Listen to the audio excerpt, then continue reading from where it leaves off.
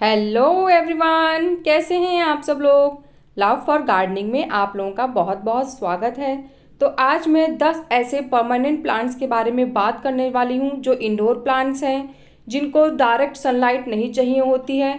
अगर आपके घर में कोई भी ऐसी जगह है जहां पे हल्की फुल्की सी छन के धूप आती है तो आप इन प्लांट्स को वहां रख सकते हैं और इन प्लांट्स की ग्रोथ भी अच्छी होगी और आपका घर बेहद खूबसूरत लगने लगेगा। तो आप इन्हें घर के अंदर भी रख सकते हैं या फिर बाहर ऐसी जगह भी रख सकते हैं जहां पे इनडायरेक्ट लाइट आती हो।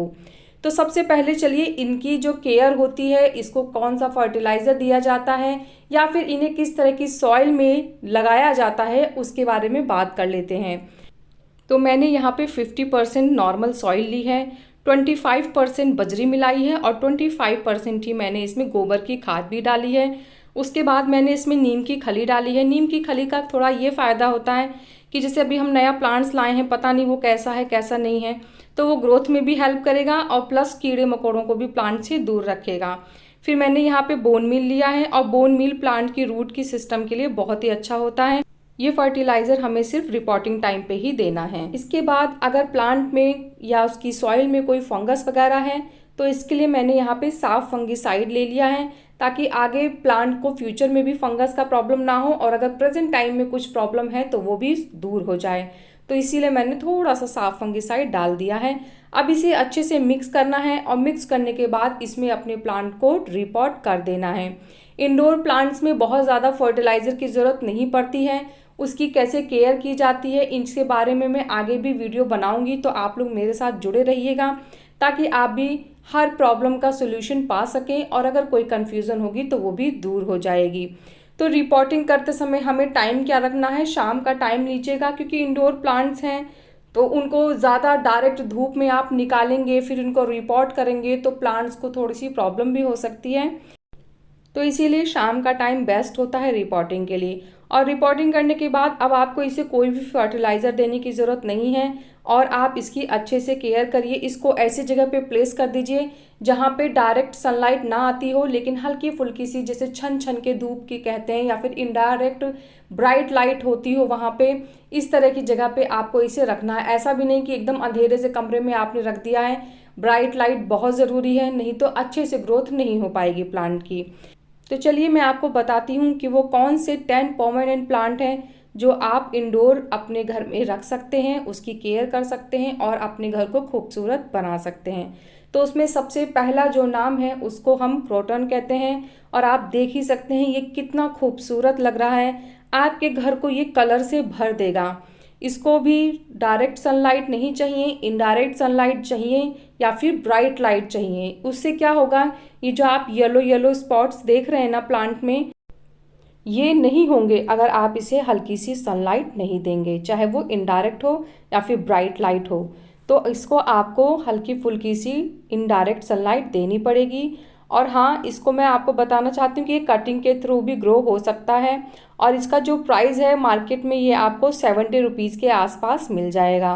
केयर करने के मामले में ये लेस केयर वाला प्लांट है, आपको बहुत ज़्यादा इसमें खाद की फर्टिलाइज़र की ज़रूरत नहीं पड़ेगी।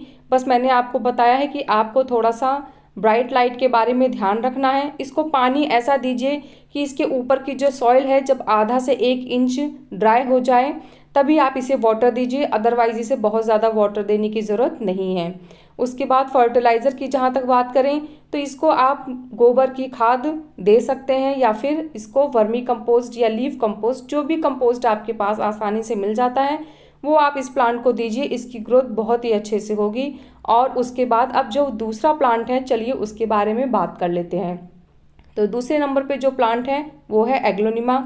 तो इसका जो कलर देख रहे हैं आप लीव का ना, ये कितना खूबसूरत है। देखिए हल्का सा पिंकिश और ग्रीन कलर है और ये बहुत सारे कलर्स में आता है। तो मेरे पास जो है वो ये वाला है और ये इसकी जो लीव है ये बहुत ही खूबसूरत लगती है। जब आप इसे अपने घर में रखेंगे तो आपके घर की शोभा और भी बढ़ जाएगी। इसको भी हल्का सा ड्राई सॉइल ही पसंद आती है।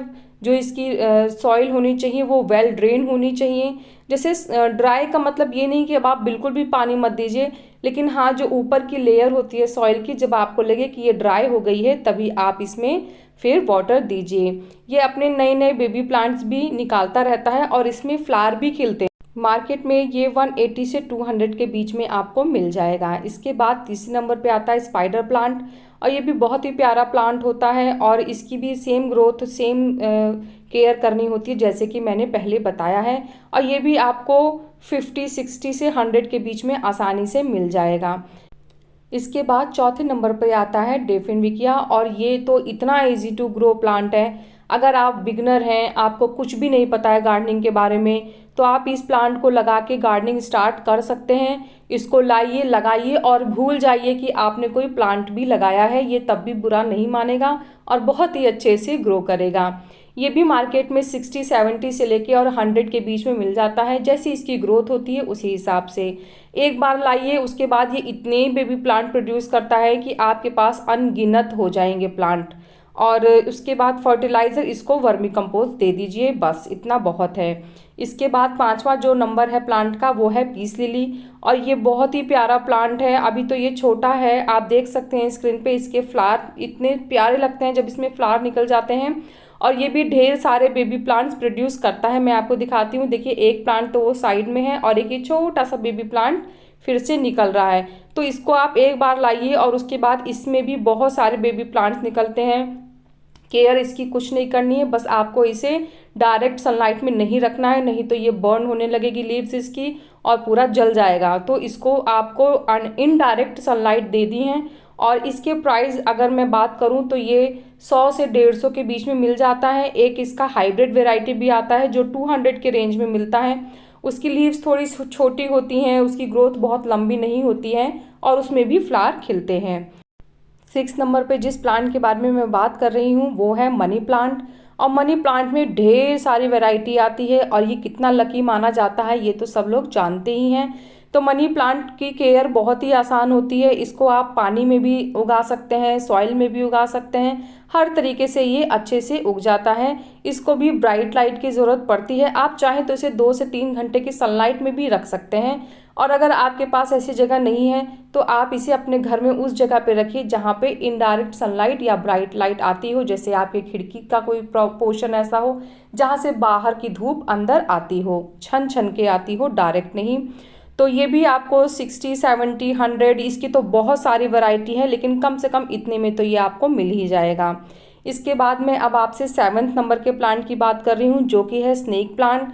और स्नेक प्लांट में गिनती ही नहीं है, इतनी वैरायटी है। मतलब लंबी स्टिक्स में भी आता है, बॉर्डर स्टिक्स में भी आता है, एक फ्लावर की टाइप में भी आता है। जैसे आप ये देखिए, ये जिस तरह से खिलता है ना, तो इसकी लीव्स इस तरह से फैलती हैं जैसे लगता है कि कोई कमल टाइप का कोई या जैसे गुलाब टाइप का कोई फ्लावर खिल रहा हो। इसे वेल ड्रेन सॉइल पसंद है और इनडायरेक्ट सनलाइट इसको बहुत अच्छी लगती है। और इसके प्राइस अगर आप देखेंगे तो ये 40 से लेके 60, 70 के रेंज में आसानी से आपको नर्सरी में मिल जाएगा। 8 नंबर पे जो प्लांट आता है वो है पाम, और ये इसमें भी बहुत सारी वैरायटीज़ आती हैं। लेडी पाम भी आता है और एरिका पाम, और इस तरीके से बहुत सारी वैरायटी हैं इसकी।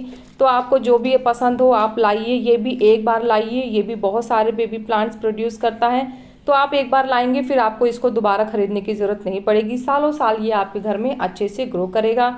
इसको भी इनडायरेक्ट सनलाइट चाहिए होती है। अगर आप इसे डायरेक्ट सनलाइट में रख देंगे तो इसकी सारी लीव्स ब्राउन हो जाएंगी और ये एकदम जला जला सा हो जाएगा। ये भी मार्केट में आपको 40 से 50 के रेट में आसानी से मिल जाएगा। फिर उसके बाद जिस 9वें नंबर पे जिस प्लांट की मैं बात कर रही हूँ वो है लकी बम्बो। और आप जानते ही हैं ये कितना लकी है, जैसे कि इसका नाम ही है, इसके नाम से ही लकी वर्ड जुड़ा हुआ है। तो मैं आपको बताती हूँ कि इसे हम सॉइल में और वाटर में दोनों में लगा सकते हैं। अगर आप इसे वाटर में लगा रहे हैं तो आपको 4 से 5 दिन या 1 हफ्ते में इसका पानी चेंज करना पड़ेगा, और केयर की इसको कोई ज़रूरत नहीं है। ये अच्छे से इसी तरह ग्रो करता रहता है। ये भी 100 से 200 की रेंज में आसानी से मिल जाएगा। 10वें नंबर पे ड्रेसिना है, और ये भी इंडोर प्लांट है और ये बहुत ही खूबसूरत लगता है। खासकर जो घर के कॉर्नर वाले एरिया होते हैं ना, वहाँ पे आप इसे लगाइए। इसे भी डायरेक्ट सनलाइट नहीं चाहिए, इनडायरेक्ट सनलाइट में ये बहुत ही अच्छे से ग्रो करता है। ये प्लांट भी आपको नर्सरी में 150 से 200 की रेंज में आसानी से मिल जाएगा। तो ये सभी 10 ऐसे इंडोर प्लांट्स थे जिनको आप घर में आसानी से ग्रो कर सकते हैं। आपको कोई भी मेहनत करने की ज़रूरत नहीं है, और अगर आप बिगनर्स हैं तो आपके लिए बहुत ही अच्छे इजी टू ग्रो प्लांट हैं। तो आपको कैसा लगा मेरा आज का ये वीडियो मुझे ज़रूर बताइएगा। अगर आपको मेरा ये वीडियो पसंद आया है तो मेरे वीडियो को लाइक करिएगा, मेरे चैनल को सब्सक्राइब करिएगा।